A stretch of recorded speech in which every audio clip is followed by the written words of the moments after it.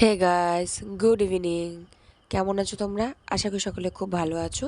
তো আমিও ভালোই আছি। দেখতেই পাচ্ছ আমার পরিস্থিতি বা অবস্থা, যে জামা কাপড় পরেছি পুজোর সময় গাদা গাদা, কিন্তু গোছানো হয়নি, সব এক জায়গায় জমা করে রাখা রয়েছে। তো চলো আমি এখন জামা কাপড়গুলো গুছিয়ে নিব, কারণ আমার জামা, পুচু সোনার জামা কাপড়, আমার জামা বলছি সরি, আমার শাড়ি, পুচু সোনার জামা কাপড় আর তোমার দাদা ভাইয়ের একসঙ্গে তিনজনের জামা কাপড় একদম লাট হয়ে রয়েছে। আজকে সমস্ত জামা কাপড় ওদের দেওয়া হয়েছিল। তো ভাবলাম যে না, সবগুলো গুছিয়ে গুছিয়ে আমি একেবারে তুলে দিই। তারপর কারণ বিছানাটা পরিষ্কার করতে হবে, তার জন্য ভাবলাম যে সন্ধ্যের সময় যখন টাইম আছে, পুচু সোনা ঘুমোচ্ছে, তো ভাবলাম চলো কাজগুলো সেরেই নিই। তো চলো আমার কাজটা তোমরা দেখো আর আমার সঙ্গে থাকো।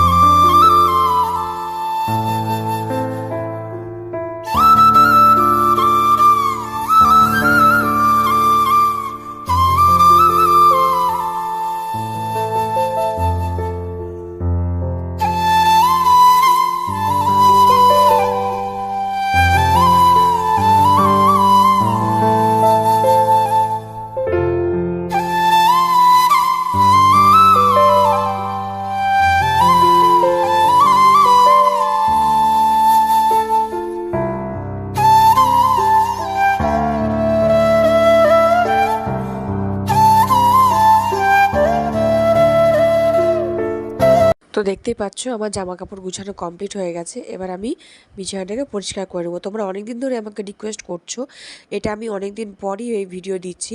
অনেকদিন পর ধরেই তোমরা রিকোয়েস্ট করছো দিদিভাই বা বৌদি বেড ক্লিন ভিডিও দাও। তো ভাবলাম যে চলো বন্ধুর রিকোয়েস্টে একটা ভিডিও আনাই যায়।